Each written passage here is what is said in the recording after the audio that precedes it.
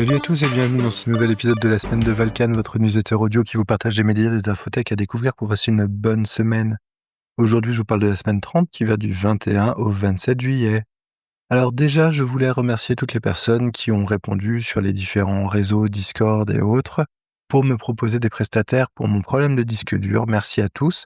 Normalement, je vais bientôt sélectionner le prestataire avec qui je vais travailler, normalement fin de semaine, donc je vous tiens au courant. En tout cas, merci beaucoup de m'avoir donné toute cette liste de prestataires. Ça m'a beaucoup soulagé de savoir qu'il y avait des services qui existaient et que des gens les avaient déjà utilisés et avaient des bons retours. Donc voilà, je suis un peu rassuré sur tout ça. Sinon, cette semaine, j'ai continué Kaiju numéro 8. Alors, c'est quand même très très compliqué ces épisodes qui arrivent au compte-gouttes. C'est extrêmement frustrant parce que j'aime beaucoup cette série et j'ai vraiment hâte d'avoir plus de matière pour avancer dans la série. Sinon, j'ai vu aussi une série qui s'appelle Lord of the Mysteries. Donc, c'est un animé qui est pas mal du tout, qui parle en fait d'une personne qui se retrouve catapultée dans un autre univers, ambiance victorien, et qui a des espèces de pouvoirs magiques, mais qui ne sont pas de ce monde, parce que ce monde a aussi des pouvoirs magiques un peu différents. Bref, je sais pas si c'est à cause des sous-titres, du scénario, du rythme, mais c'est quand même très très confus dans la présentation de l'univers et de ses spécificités, donc affaire à suivre, mais il y a un gros potentiel. J'ai vu aussi Moriarty the Patriot, un autre animé plutôt sympa, et toujours dans l'ambiance victorienne où l'on voit Moriarty, donc le fameux ennemi de Sherlock Holmes, de manière complètement différente. Alors, on ne le rend pas bon, on ne le rend pas torturé, comme quoi, voilà, il aurait, je ne sais quoi, une bonne raison d'aller dans le crime, etc. Non, c'est une version un peu différente. On comprend un petit peu pourquoi il va par là, mais on ne cautionne pas forcément.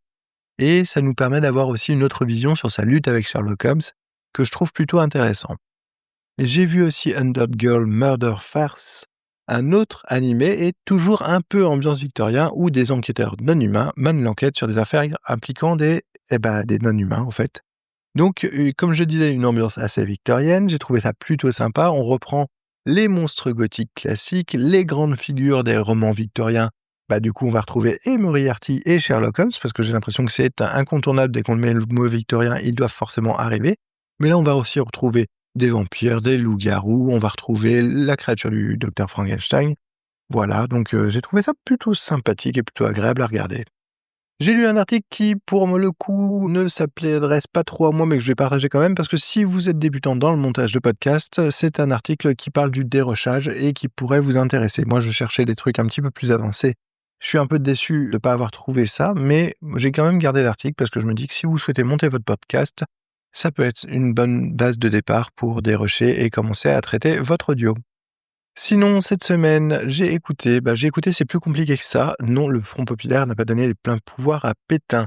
Alors, on y découvre et on revient sur ce qui s'est passé au niveau de la politique française avant la Seconde Guerre, comment il y a eu le gouvernement de Vichy, comment a disparu la Troisième République, et j'ai trouvé ça très très intéressant, et notamment pour faire le parallèle avec l'époque moderne, et qu'on peut voir que on peut vraiment, à coup de matraque, faire filtrer de fausses informations dans l'opinion publique et modifier l'histoire et les ressentis de l'histoire.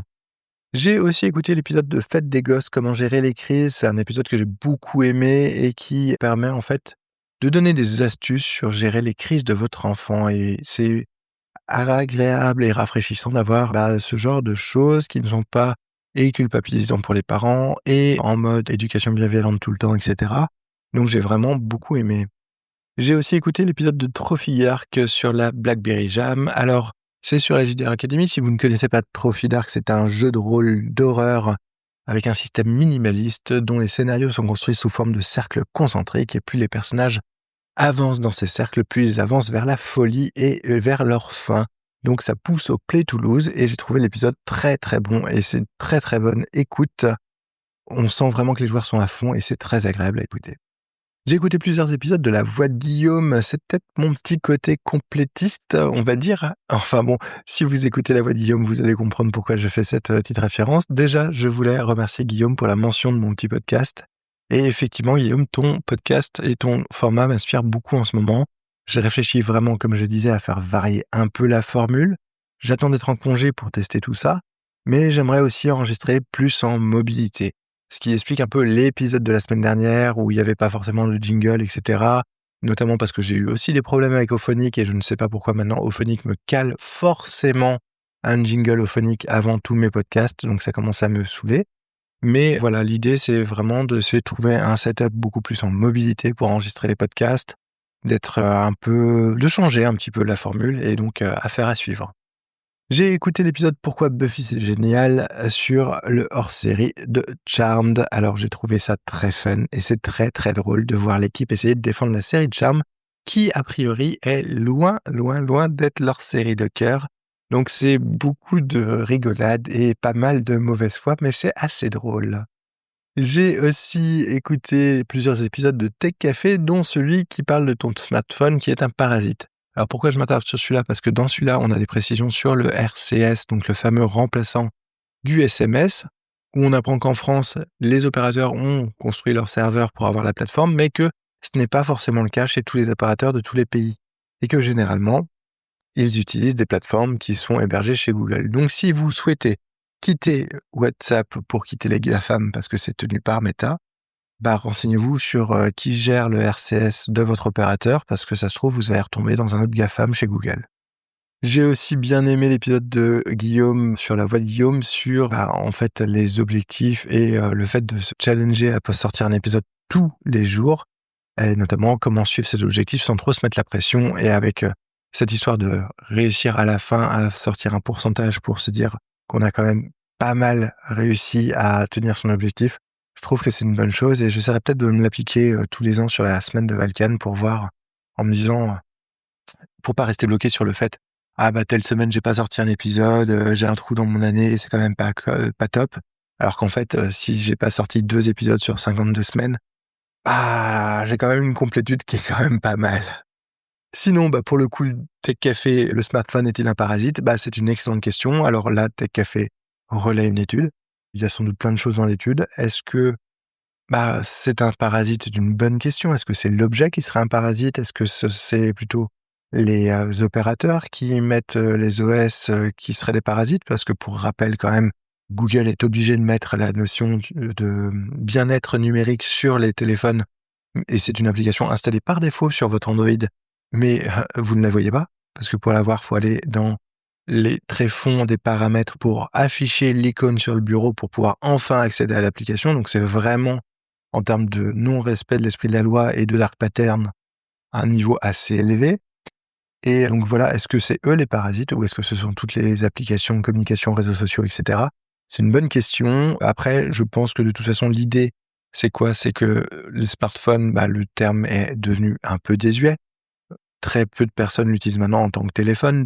Les gens développent de plus en plus des phobies à décrocher ou à téléphoner. On se fait de plus en plus spammer, donc on décroche de moins en moins le téléphone. Donc on ne l'utilise plus du tout pour téléphoner. En fait, on a une utilisation d'un ordinateur de poche. Donc, qu'est-ce qui est vraiment un parasite? Est-ce que c'est le smartphone? Est-ce que c'est l'accès à internet du coup? Parce qu'on pourrait très bien se faire parasiter de la même manière et d'ailleurs on le voit. Quand on est sur un ordinateur et qu'on se dit, par exemple, je vais écrire un article et qu'on se fait happer dans une spirale infernale où on va se retrouver à surfer sur internet, tomber dans les rabbit holes de Wikipédia, etc. Est-ce que c'est pas un peu les mêmes types de parasites au final? Affaire à suivre. Et sinon, cette semaine, j'ai retrouvé un petit peu le feu sacré autour du jeu de rôle et commencé à travailler sur un petit jeu, donc on va voir ce que ça donne.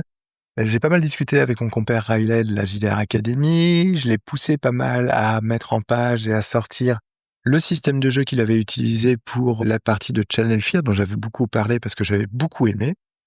Et donc, vous pouvez tout retrouver sur Itch.io, n'hésitez pas à y aller, parce que le système est vraiment extrêmement simple et très très bien foutu. Et personnellement, je pense que je vais m'en servir comme base pour le hacker et faire un truc un peu à ma sauce.